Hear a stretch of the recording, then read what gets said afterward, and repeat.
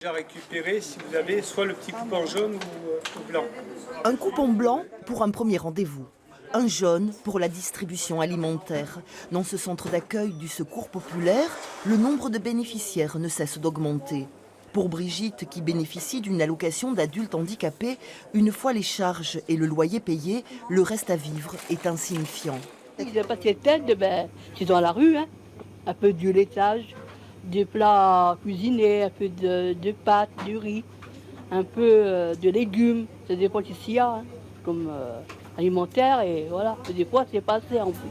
D'après un récent sondage, la précarité alimentaire toucherait un Français sur 5. Au Secours populaire, elle constitue la première porte d'entrée. Depuis le début de l'année, 50% de nouveaux foyers ont été reçus. Et ce pourcentage est en augmentation depuis 3-4 années, avec une évolution sur les publics reçus.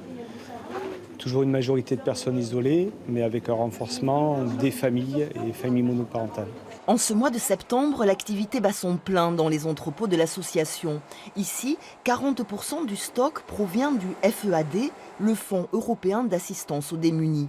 Mais le Secours populaire s'inquiète car le renouvellement de ce fonds arrive à échéance. Les premiers échos qui nous reviennent ne sont pas très bons, ne sont pas très favorables et on craint que ça baisse de façon drastique, ce qui voudrait dire que c'est un Français sur 5 qu'on ait difficulté à s'alimenter serait encore plus en difficulté en France et partout dans les pays d'Europe où cette aide alimentaire est distribuée.